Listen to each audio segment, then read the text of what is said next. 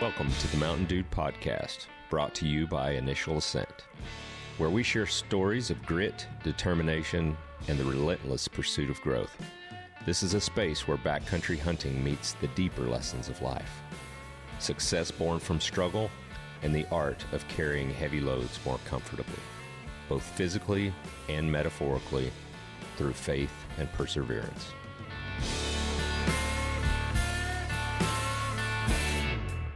Join us as we explore the paths that shape us, celebrate victories big and small, and fuel our journey with hope and tenacity.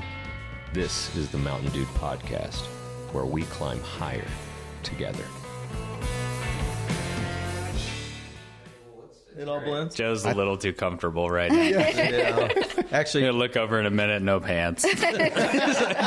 Fully given up. I do move a lot. He does. Yeah. The entire show, it's fun. I cannot sit still. I'm Don't the ever put same me in way. a tree stand. Normally. I think the best part, too, is when, like, a light bulb happens with Joe. I'm starting to figure it out now. I've got to, like, find him a window because I can just see his ears turning. Like, got to find a way to get a pause in here so Joe can throw out what's going on. Yeah. Yeah, we were telling a story to Chris because when you guys watch the podcast, like my legs will not stop moving. Yeah. And we were telling him we were on a turkey hunt a couple of years ago, Dennis and I, and some other guys. And my routine in the morning, get up, have coffee. But I was like, I want some Ignite too. So then we're sitting, waiting for turkeys. And I'm just like going crazy. And I'm texting Dennis, time to go. I think it was on, no, I was by myself. Right before Dennis came, I was sitting on a wallow on our elk hunt last year. And I'm like, I was going to go hunt. And then, so I like drinking and Ignite and had eaten breakfast and everything. And I'm just kind of sitting there in the morning. And because I had slept, the wind comes down like on this particular section hard, like at night. And there's a cliff, like to nothing. And I was sleeping on the cliff. So there was bulls on the wallow all night long. Okay, and so I was just like sleeping, in my sleeping bag on the side of the thing. Anyways, so I wake up, like a couple smaller bulls had come in, and I was going to go just kind of like timber pound because the area had burned and the timber slots were just holding all the elk during the day. So I drink an Ignite and like a few other things. And all of a sudden I hear this like mature bull bugle like 200 yards away. So I'm like sitting there and just kind of like waiting to see if he's going to come down. And I didn't really want to go like push into that area because I knew I would never find him. And the wind wasn't going to be great if I headed over there. And all of a sudden that Ignite kicked in. Oh, boy. And I was like sitting there, oh, man, I lost it. I think what I did wrong, too, is I had one of those wilderness athlete ones. Oh. But I had drinking the caffeine version. And I thought it was like just the hydrate one. Yeah. And then I drank an Ignite because that doesn't normally happen to me. And I was sitting there and I was like, dude, if something comes in right now, I'm not going to be able to control myself. Like, you don't need a weapon, right? I felt like I could run a marathon.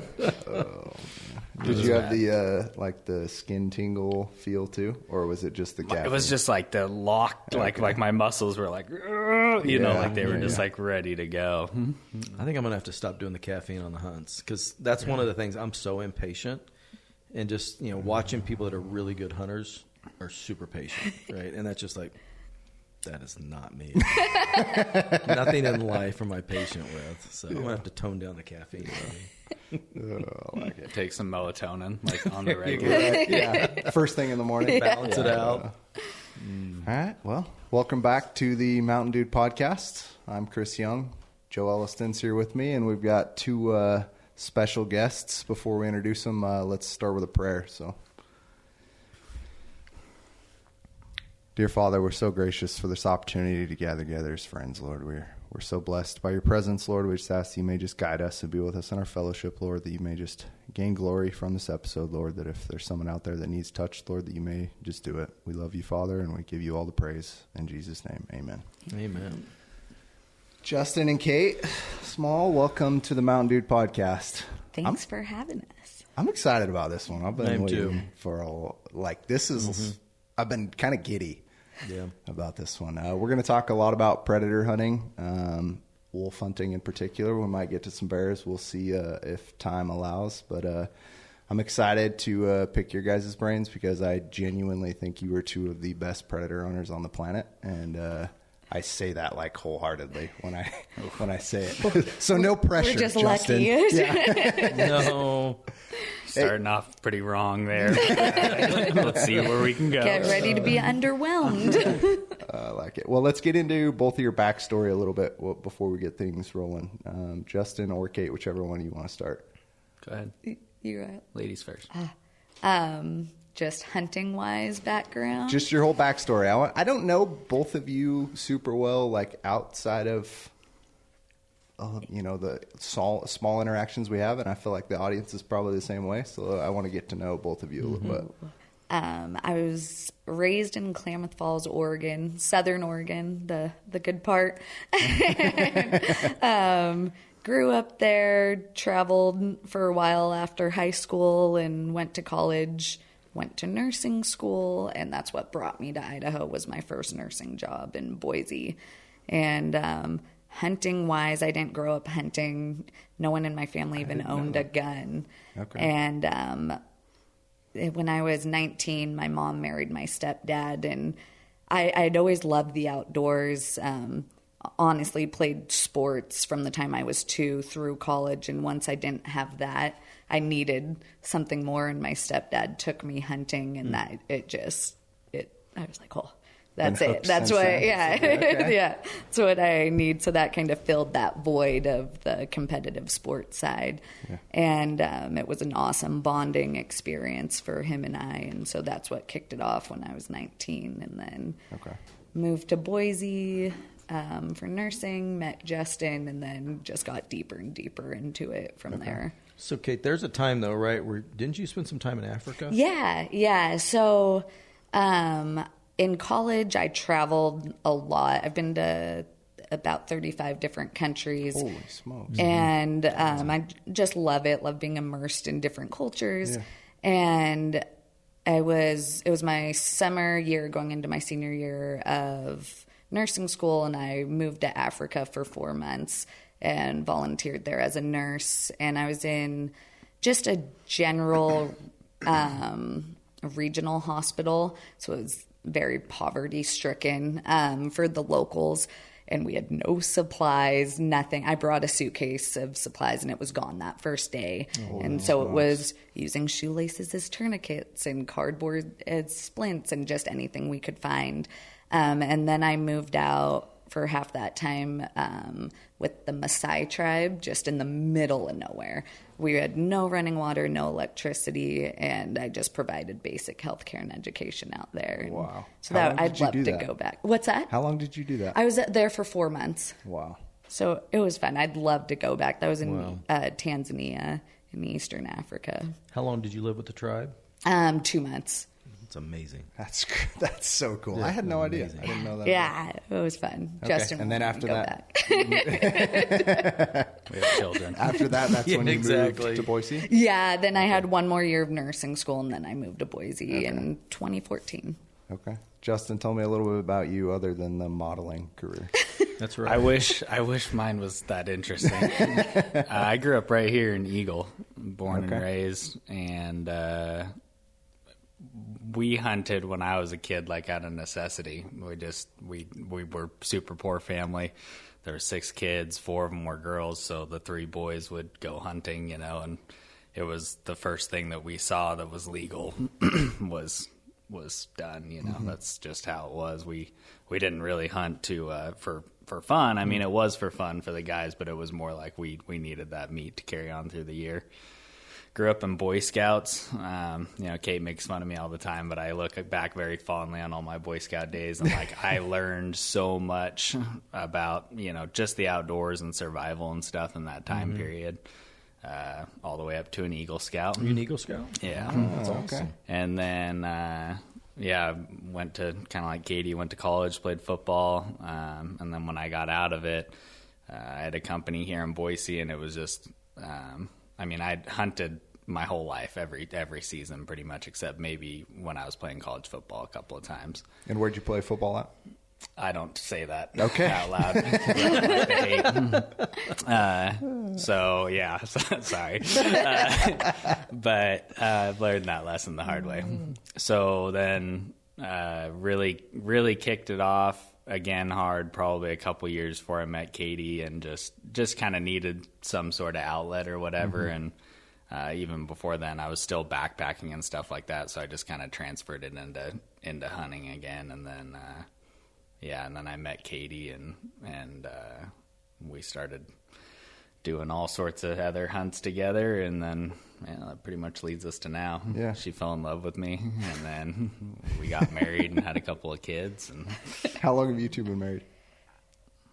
we've been together. I should ask. We've been together like 8 or 9 years, Yeah. and married 5. Yeah. Something like that. Awesome. So we've known you guys. I'm trying to think. Did we know you before you guys got married?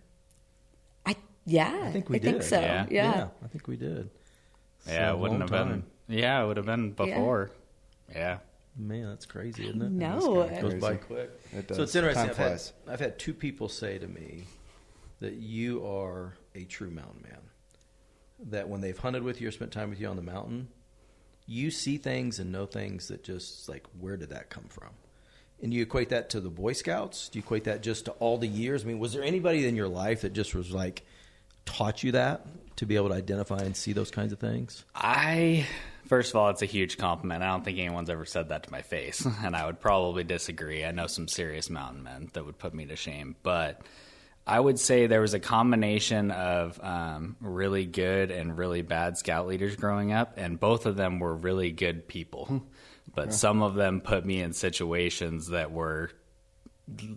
are great now, but like at the time, I remember this guy took us out and he gave us like, oh, this is your dinner for the 2 of you, and we had to pack it in, and it was like one of those rice like things, and it's like 2 servings on it, Okay, like yeah. as a side serving, right? And he's giving that to 2 12-year-old boys as their dinner. And so like if you didn't catch like a trout or we were in a serious actual situation, like from day one after 14 miles of hiking or something, So and then I had really good scout leaders on the other end that were like true mountain men, and they knew anything and everything, any plant that you came across. I'm not like that. Like I recognize most of them, but I don't know their names. Like they knew their names. They knew what you could use them for, like medicinal wise and all, like that's a true mountain man there, and I'm not there yet or anywhere close, or probably never will be. But yeah, those guys knew a ton. So I think it was a combination of being in really bad situations and having to learn, and being with really good guys that just absolutely knew what they were doing. Sounds like the Scouts made a huge impact on you. Yeah. Huge. Yeah, it did. That's awesome. That's great. Awesome. So you grew up hunting. Katie, you got into it late, Yeah. obviously. When did you guys both start predator hunting? When did that transition happen? Because I know a lot of hunters that have hunted big game forever that don't actually ever predator hunt. We started. I shot a bear before I met Kate. Okay. And it was like, it would have probably been like 2 or 3 years before I met Kate. And what happened is I bought a rifle tag that year for elk instead of an archery tag. And it was my first year going archery hunting with a buddy, just to kind of like, I had never been out during that season. Okay. And I bought a rifle tag, and it was super uneventful. I was like, well, there's always bears in there. Like talking to my buddy, I was like, I'll just shoot a bear. And I bought a bear tag, and like 2 days later, when we were just hiking around, I was like, there's a bear like 80 yards away, and pulled my rifle off. Boom. Like, and it was like, I was like, this is easy, in the fall. And I was like, oh, this is the easiest thing. And it was not a big bear. It wasn't anything special, but like a couple years after that, I think, like when I had met Kate, she was like, I've always wanted to kill a bear. And I was like, oh, that's easy. Cause I had bear baits and stuff, and just been that overconfident hunter where I like passed on a lot of bears, like sitting there at 20 yards with a medium bear that I should have shot with a bow, and would just really liked watching them and stuff. But I never, I had never pulled the trigger on one except that one in the fall. Yeah. They're such cool animals. Yeah. They're so cool. Well, yeah, I think we started predator hunting together pretty early on. Yeah. And bear was first and wolves came right after. But I like the why and knowing the science behind things. And once I started learning more about wolves, that's what really kicked it off. I hunted in Oregon before, and they said we didn't have wolves. Right. Well, over the years, I noticed, well, we're not seeing any more deer, but I'm seeing these wolf tracks, and you couldn't do anything about it in Oregon. And when I moved to Idaho, I was like, oh, we can do something and we can help. And so I had seen the devastation in Oregon and moved here. I wasn't lucky enough to see the big game you guys had before wolves were introduced, but I've heard about it from everyone.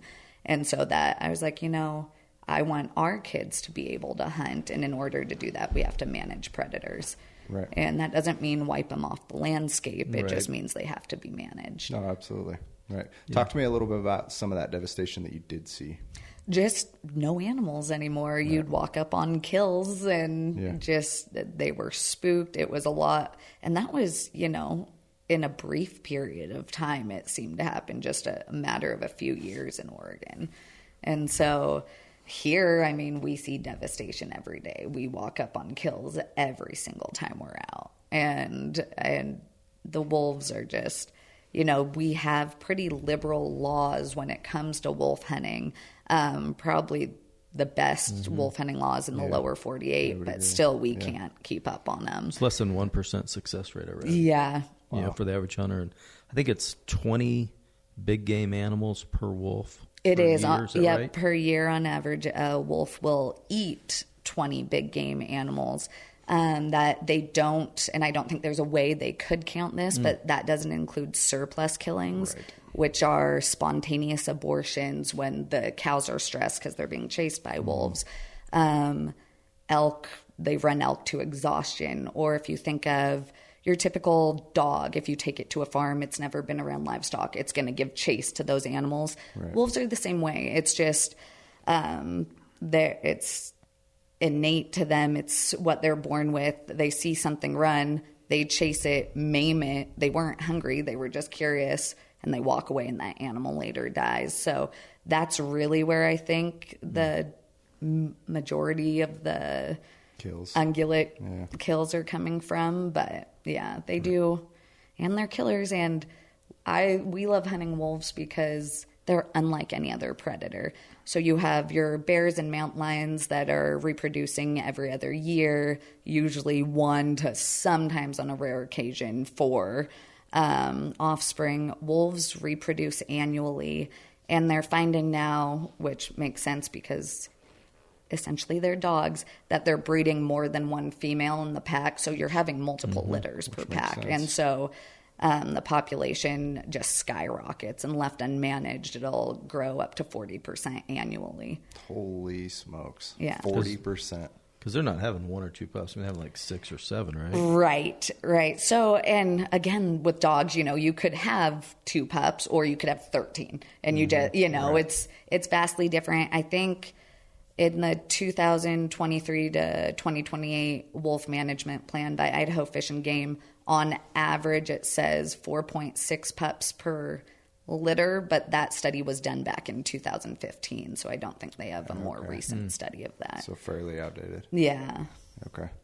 Let's talk a little bit about some of the misconceptions, too, behind wolf hunting, because I think it's kind of been a hot-button topic. I do feel like it's going the right direction, though, and I think that's because of people like you guys that are shedding light on the things we can do to control the population. Yeah, I think, with wolves and bears, too, they're cute and they're cuddly, and wolves, people liken them to your domestic dog, and they don't get to see the devastation of, an elk being hamstringed and eaten from the tail end up and left to suffer for hours on end, which, wolves have to survive too, but people don't see that side of things. And I don't know why it's not like, oh, that poor deer got shot, but it's always wolves and bears for some reason. And I think they think every hunter wants them wiped off the landscape. And, there's that argument whether they were introduced or reintroduced. None of that matters now because they're here. Can't change it, right? But I think there are a lot of misconceptions around, oh, you're just out slaughtering wolves. And, you know, I wish we could do a little more damage. That's just not the case. They're so hard to hunt. They have a 250 square mile territory, and they can run. Wild. Yeah, it's wild. It's Massive. huge. So once you find them, there's a good chance you don't find them again the next day, because they'll be, I mean, they do run 20 to 30 miles a day as well if they're not stuck in that area on a kill or something. Or depending on the time of year, they'll hang out in certain areas. But yeah, it's and they're fast, they're smart, they've outsmarted us quite a bit. So, and everybody else that's gone after them. Yeah. So let's talk a little bit about that. What are your guys' favorite tactics to locating wolves? It just depends really on like the time of the year. If you're just like the average hunter, and let's say you get to go out in the winter, I would say earlier in the winter is better, when there's a little less snow, but there still is snow, so you can find tracks. Finding tracks is going to be like your best option, and then hopping on a map and trying to decide like where you think they're going to go based off where you found them. And like this process takes a lot of time to be like now in general, the packs that we hunt, I can be like, I can drive up on a track and be like, okay, I know where they're going. Okay. You know, like just because they of are time super and- patternable. Are they like, really? Yeah, Interesting. like Okay. they'll, you know, they have their area that they like to run. Now, how far into that they're going to run, like they can run 20, 30 miles in a day. They could, if they wanted to, they could run 100. So it's like Crazy. you can't, you know, you can get to the next spot. You can spend all day driving over to where you think they are, and there's their tracks right across the road gone, you know, like they, you know, it's more just, it's, if anyone wants to be good at wolf hunting, unfortunately, like you have to spend a lot of time learning about certain packs. If you spend time out there, at some point, I do think if you spend enough time wolf hunting, you'll luck into one or maybe two or something. which our most wolf kills are unintentionally. Okay. Yeah, Unintentionally, which that makes sense. you're out elk hunting, a wolf runs by, and Opportunity. yeah. But crossing into like that next realm of like getting it done year after year after year is you really have to learn about packs and, you know, learn about all these wolf habits and watch them. Like a lot of guys will see a wolf at like, you know, 1,500 yards and be like, I'm gonna go, you know, and I'm gonna catch that wolf. And by the time you get there, they're gone. And you could have spent that time either figuring out where they went, maybe they'll bed down for you or something, or just watching them. Like you can learn so much just watching a wolf.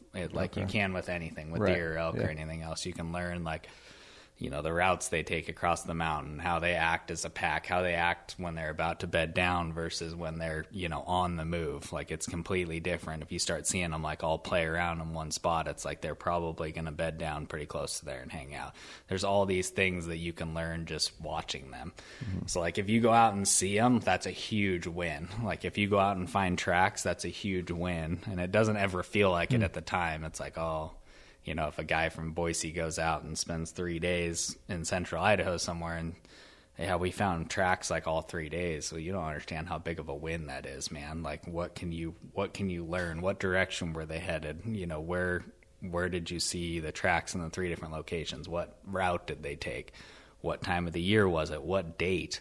I mean, I literally have wolves that run through the same spots on the same day, year after year, like within a day or two. That's wild. Trapped wolves, I think, one year December 7th, one year the 6th, one year the 5th. And so it was, they're very patternable. That is amazing. Yeah. So you made a comment one time on a video I was watching. Might have been last year when you shot the wolf on the mule deer hunt. I think you got both mule deer and a wolf on that one. Yeah. You made a comment because when you saw him, he bedded down. But you made a comment like it was something like the time of day or something was like, I don't think he's going to bed because it's such and such. But once he put his head down, I knew he was staying. Yeah. So what was it? What's the difference? What was it there that you just threw all this knowledge at? I'm not like I haven't been super lucky to. Normally, when I've killed wolves, they're on their feet and I'm able to cut them off or something. But Okay. I do have one buddy, and I don't know how many wolves he's killed bedded, but it seems like he always finds them bedded and is able to get on them. And one of the things that he preaches is just like deer or elk or anything. Like sometimes they'll have multiple beds throughout the morning, you know? And so normally when they get to that first bed, see, I thought that wolf was going to lay down for a minute and then go. And I figured maybe some of the other wolves were there that I didn't see, and it was going to go catch up with them. Okay. And so I was just kind of content to sit there and watch this thing as long as I needed to see where it went. Now, where that wolf was, if it stopped and it was behind a tree, like, man, I couldn't see it, you know, and I'd be sitting there staring like, I know it's here. And like 2-3 minutes would go by. I'd start losing faith, and then all of a sudden start walking. And I'd be like, oh, gosh, like I thought I lost it. But it bedded down there, and it just seemed kind of like a weird spot, like the sun was going to hit it at some point. There's like a lot of things that were going through my head. Like I just didn't, in my head, I didn't think that would be an all-day bed for this wolf. I just thought that it was going to continue on. But, you know, if your dog lays down on your floor and they're just kind of like sitting there, you know, and they're maybe not quite comfortable or whatever, and then, you know, 10 minutes goes by and they stand up and they walk over to the carpet and they lay down, they're there for a second and they put their head down, you know, like it's a huge difference. Like, oh, he's going to take a nap now. And that's what he did. Like he laid down and like completely stopped moving for maybe like 2 minutes or something. And I was like, okay, like this is the time. This is as good as it's going to get. Because even if he moves beds at some point, like I could watch him for however long he could move, and then he could move again. So this is my opportunity. And he ended up staying there it probably took me an hour to get to where he was. Okay. And I almost killed myself getting there. But it probably took me an hour to get to where he was, and then it was at least another hour before I shot him once I put eyes on him again. Okay. So he stayed bedded for quite a while. Yeah, for a couple hours. And I think he would have been there. I think he was getting closer to, I don't think he was going to leave when he first kind of stood up to stretch when I shot him, but I think he would probably have left in like the next hour to head somewhere else. But I don't know why he stopped there. It just seemed like a weird spot to me. So I can't pretend like I know exactly what he was doing there, but I can tell you based off his mannerisms, the second that he laid down and went to sleep, I was like, this is the only opportunity I'm going to have to kill this wolf. And that was also a lone wolf, too, so... Yeah, and it's hard to say why it was alone. Like, it was a big wolf. It was a big female. And I didn't even look until I was about to skin it. I just assumed it was a male when I walked up. Oh, that was a female. Yeah, it was probably the second biggest female I've ever shot. She was huge. I mean, she was like a 100-pound dog, which for a female is a giant. Yeah. And for a wolf is a giant. Yeah. You'll hear people say they're 200 pounds, and that just doesn't exist. Yeah. That's kind of like that's a dire wolf. 450-pound bear. Yeah. Okay. Yeah. So is that common then to find a lone wolf, or are you? It just depends, like on the time of the year. Not that time of the year, maybe, but they also, you know, I think, you know, that time of the year you do have pups that are still somewhat young, you know. And you're probably going to see them all pretty close to each other with the mom and maybe the alpha. But some of those other wolves might kind of slip away from the pack. I mean, they'll go away for a day or two and come back, and it's not like, you know, they're always out like scouting just like we are and finding the elk and, you know, or trying to figure out whatever. I mean, they're still like, they're a pack animal, but especially those ones that are kind of younger in the pack or whatever are super, I don't know, how do you say it right? Like they like their own time, I think too. Like they're not with the pack you don't see them running like all the time as a pack. They definitely do send, we call them scouts, but they're wolves out, and you'll see them split off in different directions to look for game. And we've seen a lone wolf chase down an elk by itself. Yeah. Really? Interesting. Yeah. Okay. Yeah. What is that? That's super interesting to me. It's cool that you guys have obviously had enough time studying these creatures. So I'm like soaking all this in. Dennis always talks about this. We'll do a podcast or talk to somebody, and Dennis is like, I'm going to be a velvet mule deer hunter now. I have literally never spent any time hunting wolves, and I think that's about to change. Listen to this. I'm getting excited. I know. It's fun. It's probably one of the most frustrating things, but The nice thing is you can do it all year, Right. in Idaho. And it's also just, like, I don't want to say, like, obviously, like, killing a 200-inch mule deer is challenging. Yeah, of course. 330 bull. Like, Yeah. all those things are challenging, but, like, the wolf thing is something that has challenged me for years, and it just never really ends. Like, it's just... That makes sense. It doesn't matter how good I get at it, I fail all the time. Like, all the time. Mm-hmm. Yeah. And it's just... So it just keeps my interest more than, like, a lot of things do, Like, I love to go bear hunting in the spring, but I don't think about it all year the way I think about Right. wolves. Interesting. So next week we've got Dan Whitmus coming in. He's going to do because he's been through your guys' class. Yeah. Right? Yeah. So I don't know if he sent you guys the video when he killed the wolf. Have you guys seen it? I've seen it, yeah. Yeah, he showed us. Yeah. The raw emotion Yeah. that was in that footage of him actually finding. I mean, this guy is like pinnacle type hunter. He's insane. Yeah. And for him to express that in this video, I'll have to show it to you. Yeah, He's But it's such just a cool raw guy. excitement, just Really? in a canyon where it actually all comes together. And it's beautiful, absolutely beautiful. Well, and he's killed wolves in Alaska, too, but he was Right. like, it's nothing like killing a wolf in Idaho. He's like, Yeah. it's not even in the same realm, Yeah. What do you think that difference is? I think the pressure, pressure on the wolves in Idaho, like they're constantly deal with humans, almost even the ones in the Frank Church and stuff. Like they're always dealing with And some sort of human impact. He says pressure.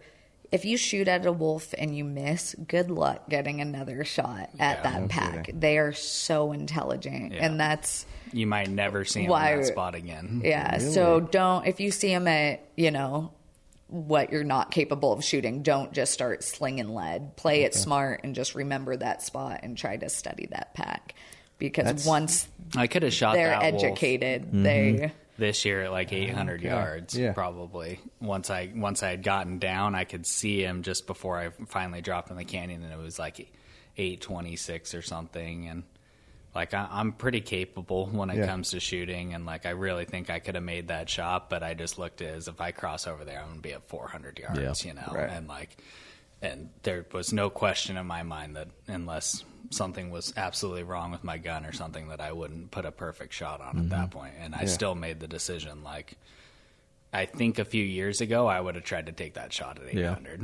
But And now, that's just come from time and experience. just patience, like he was talking about, maybe before we even started, or Right. maybe we had started. Like, I've become, I don't know if it's just getting into my twilight years here or something. But I've just become Don't age a lot. yourself here. Yeah, maybe like the last 3 years, I've just become way more patient. Like in elk hunting and everything, it's just taken a lot of like probably messing up to get to that point where I just kind of take the extra second and actually think about what I'm going to do rather than Rush just into it. running at an elk or something, But I think that's a common thing that comes with experience and time. So I always talk about just it takes time to learn those things. Yeah. But it's cool to see it kind of all translating in what you guys are doing. If you could pick a season, winter, spring, fall, what is it that you're hunting wolves? winter. The winter. Why? It's mating season, so more territorial, more vocal. If we howl them in a lot, and if they hear you howl and they're in the area, the male and female are getting pretty upset because it's breeding season Because and they they're don't want territorial. another. It's easier to find tracks. I mean, we all know it's easier to glass stuff up in the snow. Like if you have a snowy 100%. ridge that you think the wolves might be on that day and they're on it, it's way easier to see them. Like if it's snow capped than if it's just the middle of summer or fall or whatever. It's way harder to glass them then. Will they let their guard down a little bit too, like elk will and so forth? I think if you're in like the right areas at the right time of the year, like if you, let's say in the spring, if you're, way up in the snow line close to where they're going to den or something, I think like on our hunt this year, on our bear hunt, I had the wolves howling, and I think, it was 2 a.m. It was way up away from anything, I just don't think that they were expecting some idiot to be outside of his tent howling at 2 a.m. So I think like anything like that, like if you can get way away from the roads or whatever, like more into their territory, you just sneak away at that. If it's negative 20 degrees outside and you're 8 miles from the truck, they're going to be a lot less oh, this is a person. Right. Than if it's, the middle of the summer and you're howling from a road or something, which We can still utilize happen. that with trapping as well. Just a lot of people will trap right off the roads, and we like to hike in pretty far to set our traps because they're not expecting that. That makes sense.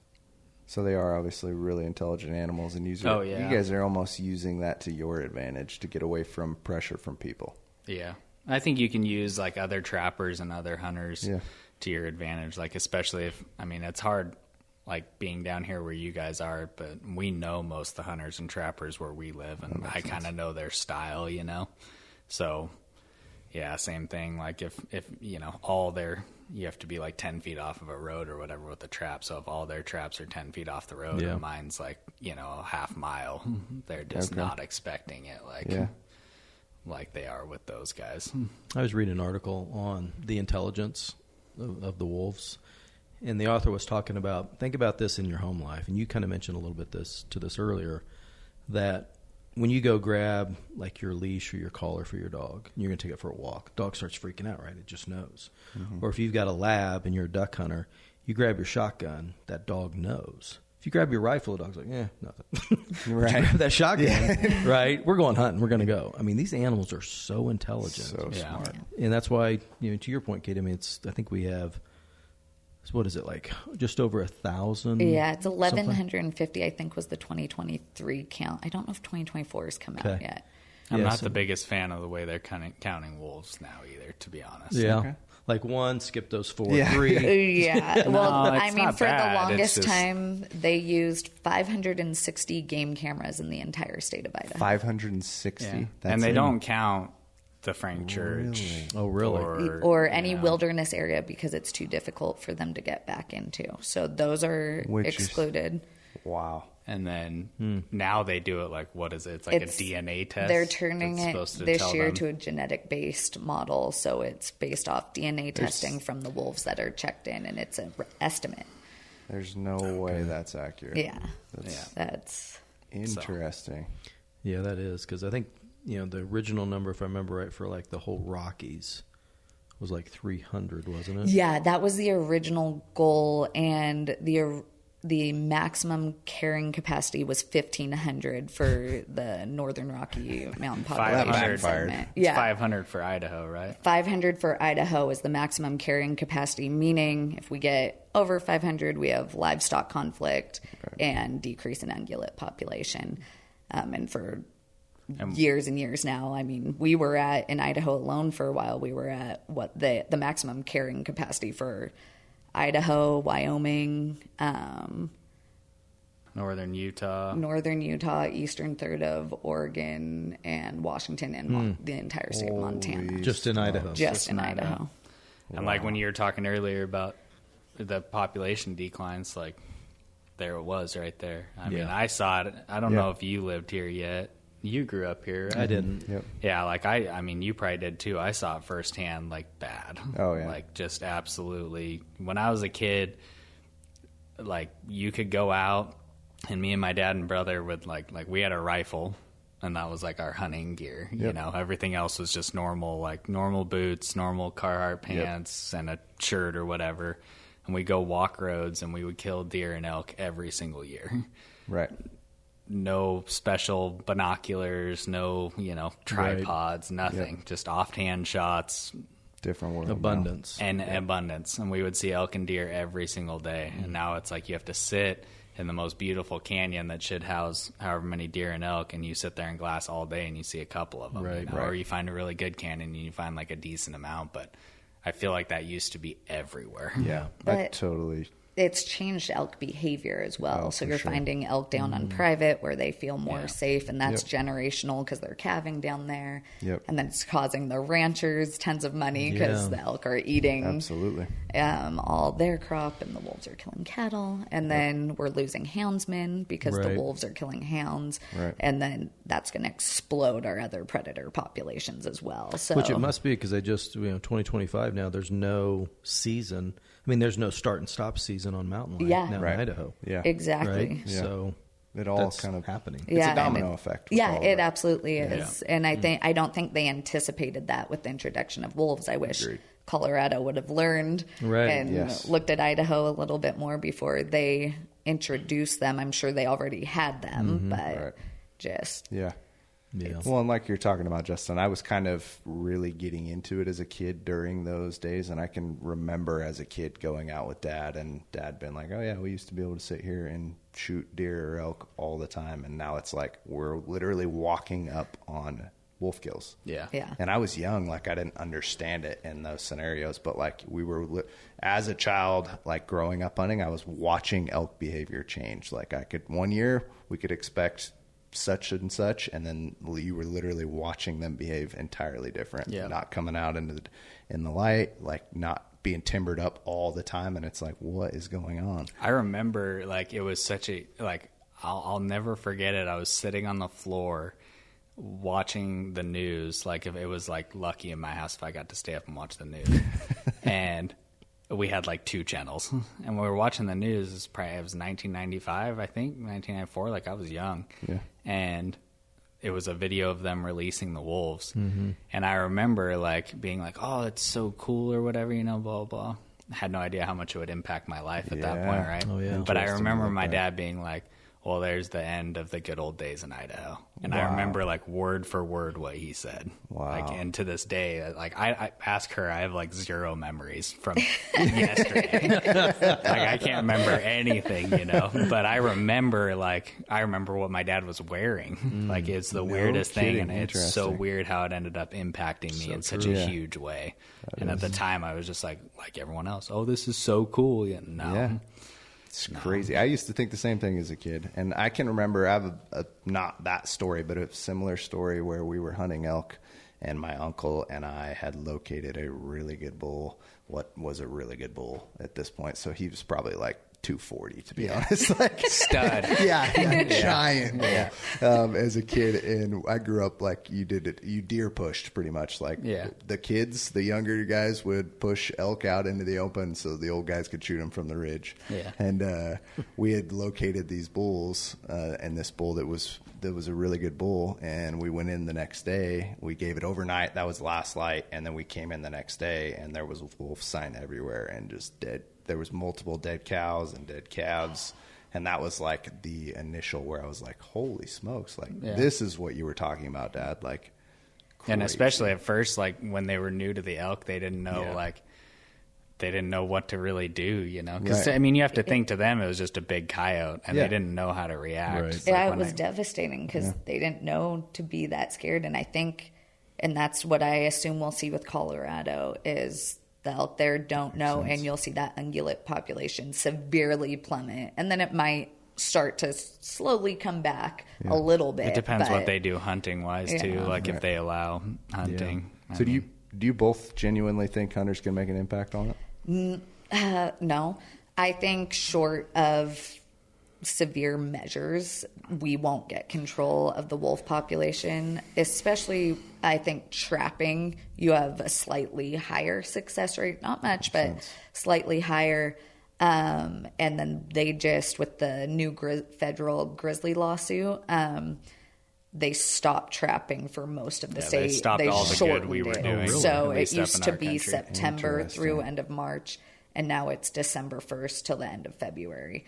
And so I think we're going to see a large impact. I think you need to see like a few things happen. Like, yes, I do think the general public can take care of the problem, but not without judges and Fish and Game stepping in the way and making it impossible every step of the way. And I don't think it's obviously like all Fish and Game or anything like that, but there shouldn't, like at this point, in my eyes at least, until the situation's under control, why do we have a trapping season on wolves? Right. Makes no sense at all. Make any sense. You should be able to, they need to have some sort of grant or something like that for people to go into the Frank Church Wilderness and trap these wolves. Because, I mean, you're going to have to go in there, stay in a wall tent. You're going to have to do it old style. Like, there's just not a way to, maybe specifically for wolves, they need to take away the flight restriction so people can fly in, check their traps the same day or something, and fly out. I mean, there's a lot of things that they have to do to change it if they want the public, and it needs to become more lucrative or something, because like right now you can get reimbursed, we all know that, but And I'm not saying you have to get paid, but I can tell you the amount of reimbursements I've got is nowhere close to the amount of money that I've spent wolf hunting. Yeah, like I could turn in receipts forever. Like I've lost my butt Yeah. trying to be out there trapping, and solve the you have problem. to be out every 3 days to check on. yeah. Right. Which is a good law, but it's just it's the time. gas Time and and time. money, And Sure. So where we trap, it's a full day Yeah. that it takes us, and It's 2 days Now, a week. yeah, Yeah. yeah. Now at a local level, like the average person that goes out and hunts the same herd in the same unit, you think that they can make an impact on a wolf population? I think I think they'd have to put in a lot of time. Yeah. Like I think the problem is you just see people. It's like, what's the average success rate for elk in Idaho? Like 10%, maybe Yeah, 5 to 10%. 10%. Yep. Yeah. So wolves is like 0.003. it's 0.0006%. Just that, yeah. That was 2023. So the I love just all the these discouraging. statistics. I love it. I nerd out on that stuff. So she's just spitting them out, and I'm loving it. Yeah, that's what I hate to have her for. I can't remember. I said I was something expecting wrong. you to come with all the stats, to be honest. I have a lot of them, but she's much more well spoken. I'm not smart. I like to know the reasons and why we're doing what we do. But I think just when you see like nobody wants to do something and be unsuccessful all the time. Right. I think you need like a different type of person that is just okay with that. I don't know. Like, I think I'm just a little retarded because I'm totally okay with it, but I really time, do. though. It's Yeah. tough. Yeah. I mean, just not everyone has the time. most to go do people it. just to get out for elk for a weekend, that's a big deal. is. Yeah, absolutely. And so I think most people don't have time. We've kind of set up our entire life so we can have time. Right. Yeah. And we, No, that makes sense. we lived in Boise and we both left lucrative jobs to move to a small town where we'd be closer to public land. And so there's sacrifice in that, but it is, you can't blame somebody who's working Monday through Friday, has a family, Right. Well, and something that I think I want to challenge people to do in this scenario is we've talked about this throughout this entire podcast. Like, you guys know what you're doing, and a lot of that's come from time and experience. Absolutely. And you can tell listening to some of these stories. So maybe it's something where you don't spend a week doing this, but every year you take 2 days on a weekend throughout the winter, because you guys are talking about your favorite time to do this is during the winter. That's a slow time. None of us have a ton going on. We're not hunting anything else. Exactly. It's a take great one time weekend to do every it. winter, 2 weekends. And there's every always winter. people that luck into them. So like Absolutely. that it helps. Like it might not be the solver of the problem, but it And- definitely Well, it helps. might make And you a we're better elk trying to hunter. do like we met with Shields yesterday. We're going to do class we're going to there. make our Western Wolf Academy thing like a little more accessible for people. So we're going to do a class here at Shields. Okay. Talk to And us a little bit about that. It's just going to be like we're going to do the Western Wolf Academy, but we're going to condense it like into one day.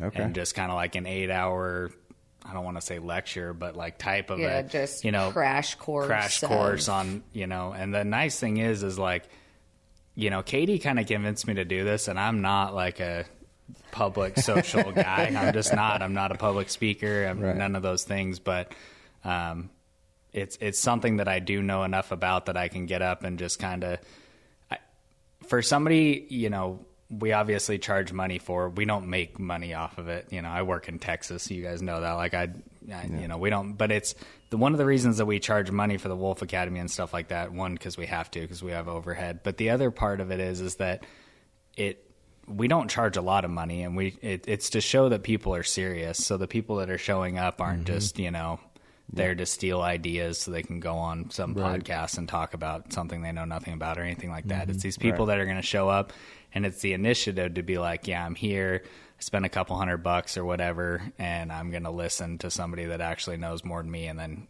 the thing is, when you go to the Wolf Academy or this new class that we're going to have, is you are literally, I've been doing this probably 10 years now or pretty close to, you're cutting your learning time curve. down by literally that much. If you go and learn, you are cutting your learning time down significantly by just going in there, listening, and then taking what you learned and apply it. I guarantee you're still going to make mistakes. I still make mistakes all the time, but you're going to cut your learning curve in half. Yeah, what took easily. us years is just Right. condensed down, and we just basically regurgitate all our mistakes. Yeah. That's always a good thing.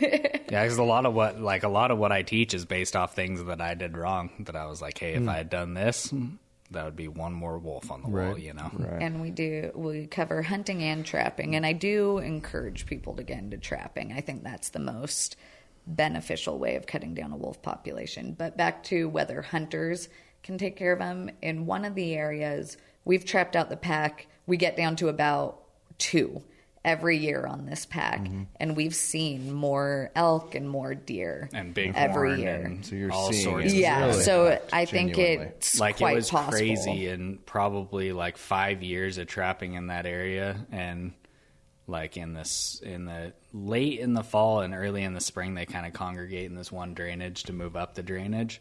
And when we first started doing it, there was maybe 10 elk, Nothing, yeah. 15 elk, couple bighorns, and then it changed in this progression to where there was like last year, I shit you not, there was probably 500 elk in this No one kidding. drainage, just a massive amount of elk. Yeah.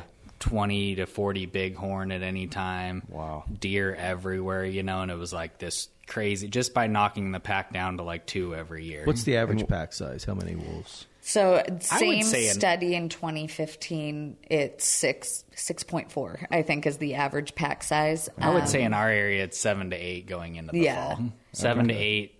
You see some that have like 10, but like 7 or 8 is pretty common. And then So that's over 200 animals, if I'm doing the math right, Yeah. that they're going to kill Yeah. Yeah. a year.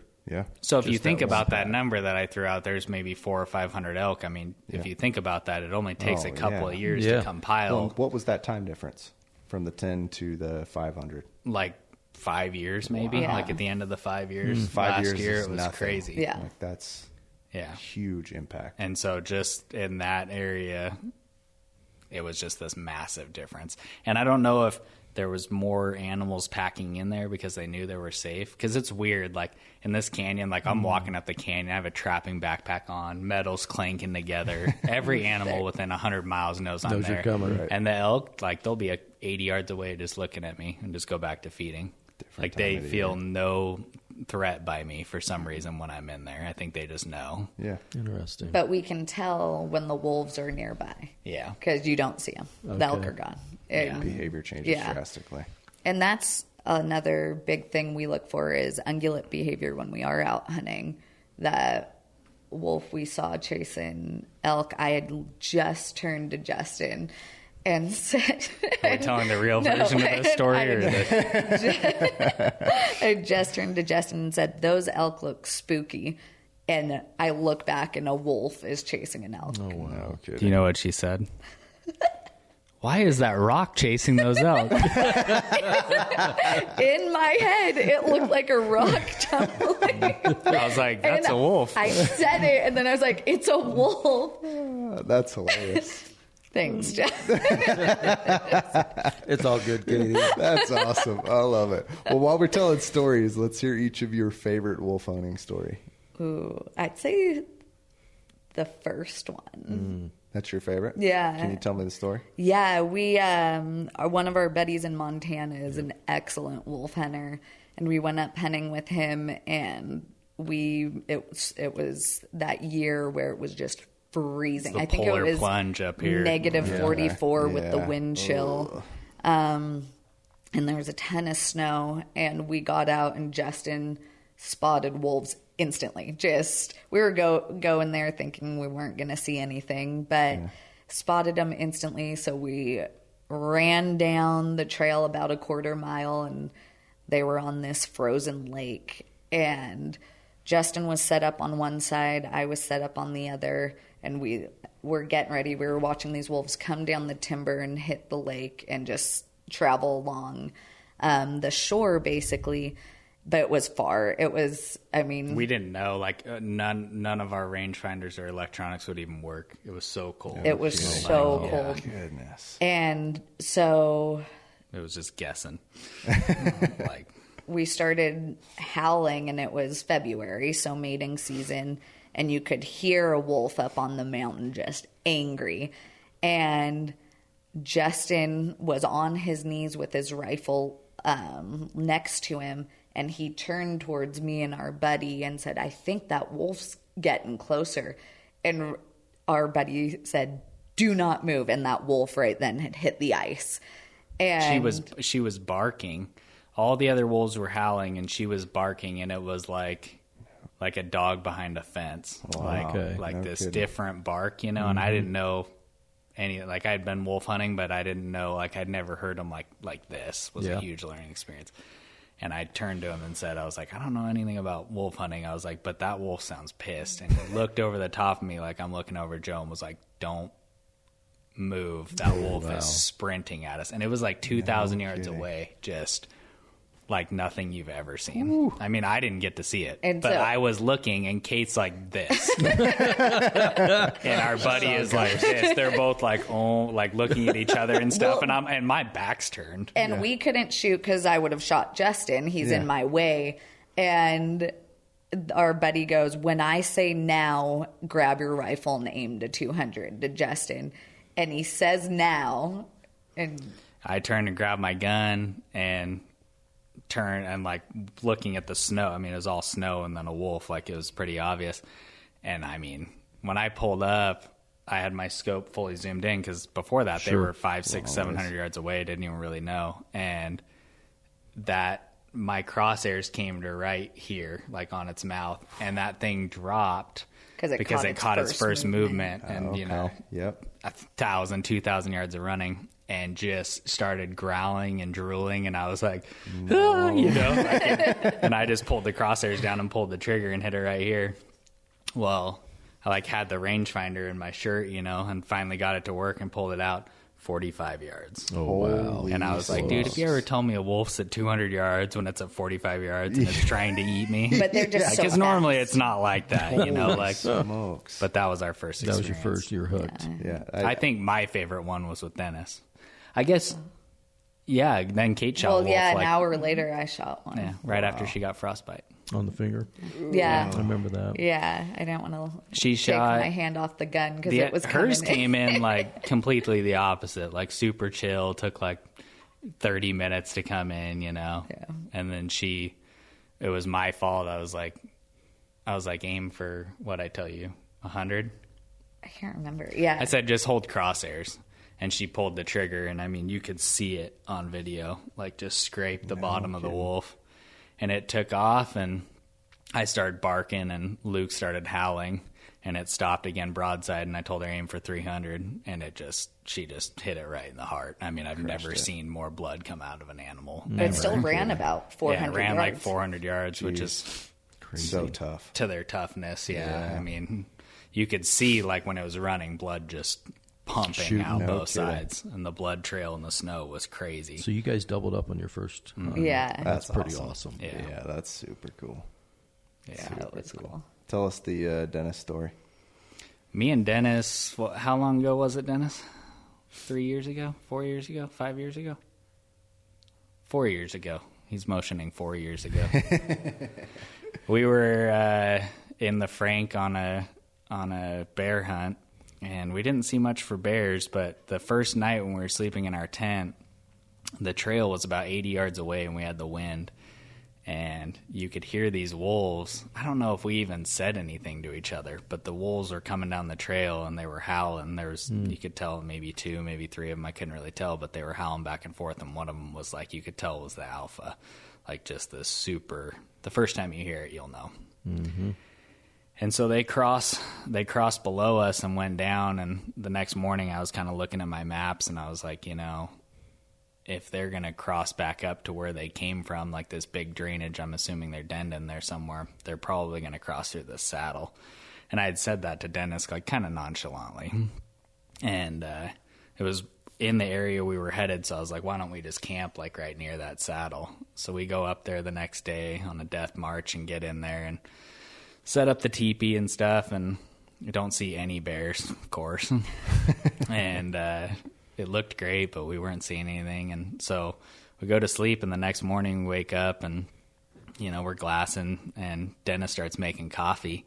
And, like, over the jet boil, I could have swore I heard a howl, and I was like, I think I told Dennis, I was like, shut that thing off or something, and he turned out, I was like, I heard a howl, and he was like, I think in his head he's like, you're crazy, like we didn't hear a howl, and like right before he turned it back on, all of a sudden you could hear it howl again, and they were coming straight up the way that I had assumed they would come. And so we're sitting there glassing. It's like at some point I yelled to Dennis, get my gun. I don't remember that. I think I blacked out, but what it was get my gun, not get your rifle. Yeah. Or please help me get my gun. Get me my gun. I meant good things. Peasant, I'm pretty sure he said. He know what you meant. So we're glassing, and we pick up a wolf coming like straight the direction that we thought we would. Well, then I spotted a black wolf, I think, if I remember right, and Dennis spotted a gray wolf. And we thought we were talking about the same wolf in the same spot, but it was confusing because I was like, what are you talking about? That's not where it was, And anyways, we just kind of get set up because I know they're going to come through this. They're coming right on track to go through this saddle.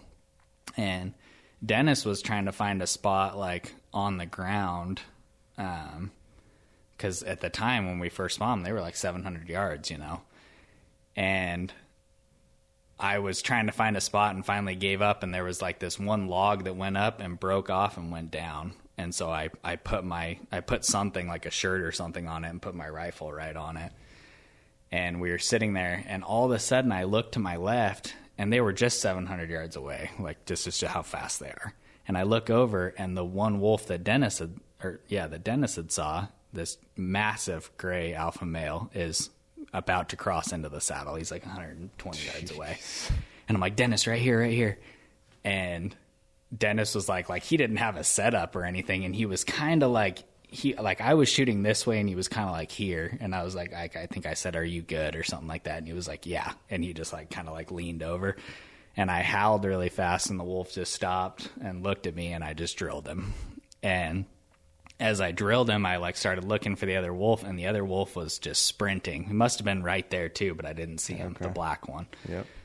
And he starts sprinting to the right, and I fired off a shot and figured he was about 200, and I missed him. I don't know where I hit, but he kept running, and I knew I only had one round left in my gun, so I jacked the round and howled. And this is another thing to like learning their body language. He started like bouncing, kind of like a coyote does, where they like bounce and kind of look back. And I knew he was going to stop, but as soon as he went over that ridge, he was gone. And he stopped like right at the ridge. And at this point, I didn't know how far he was. So I just kind of, in my eyes, I just kind of like put it so that I would still hit him if he was, I don't know. Guesstimation. I did some Kentucky windage. I did some math in my head and pulled the trigger, and he turned and jumped and ran over the ridge. And like, I think Dennis didn't have faith in me. I think Dennis didn't think I hit him, and I was like, I don't know, it sounded good. Like that was all I could think in my head. It felt good. Like I was on him. And we go over, and I think we made coffee real quick, and we go over, and can't forget coffee. This alpha male, like, because we've ended up taking a couple alpha males out of this pack, and this alpha male was like, Kate has like a dang near Boone and Crockett bear that she took. It's like 19 and a half. And this wolf skull is like right there. Oh, no way. He is massive. Wow. Like he the pictures will never be good. He had like a spring coat. He had like no hair, That was the biggest dog I think I'll ever shoot in my life. Like I bet he was close to like that 115 pound. And I don't think he had anything in his stomach. He was just a massive wolf. And the other one was he was like a year old. But he was dead. Yeah. Yes. Yeah, we went over, I walked like right to where he was, and I was like, oh, there's a little blood right here. And I like looked up, and the wolf was like 2 steps from where I had last seen him dead. And I was like, oh, and there's that one too. That's beautiful. Awesome. And that was probably my favorite one just because Dennis was there. And then you guys know how the rest of that hunt went. But that was lucky because we've lost a lot of wolves that we know are dead, and they just hide. Really? Yeah. Oh, really? Okay. Well, you think it's hard to find a bear. I mean, They soak it up even more than a the bear. wolf. Well, they don't really soak it up more. It's just they're smaller and like they can that ball makes sense. up and Right. like. Yeah. So if they roll underneath a log or something and there's some bushes right there, man, like you can lose them so easy. Like we found a couple that I was like looking for hours and like right at the last blood, and I'm like, he's right here. Like Wow. like they can Yeah. just get It's into so this small. little Yeah. teeny Yeah. thing, Huh. even though they're big animals. Like Yeah. But they're tough. They are tough. yeah. That's awesome. That gets me excited. No doubt. I got to make it out this winter. Sounds like this winter's got it booked. Yeah, I think we got plans now, Joe. So when are you guys going to do this deal at Shields? Do you guys know yet the dates? We're going to do it tentatively March 7th, and we'll advertise a little more. 2026? Yeah. Okay. But yeah, just a condensed version of terrain to hunt them in, how to hunt them, different times of year to hunt them, their behaviors, Okay. where they are during different times of Man. Is there a way to sign up now, or is that not yet available? Just Okay. message me, Okay. and Okay. that's usually how Yeah. it goes. Okay. We'll do a pre-list by messaging Katie. Yeah. Probably. There you go. Well, and while we're on that, before we get to a little rapid fire, where can listeners find both of you? You can find me on Instagram at Kate_small_outdoors. And I'm Justin.small.outdoors.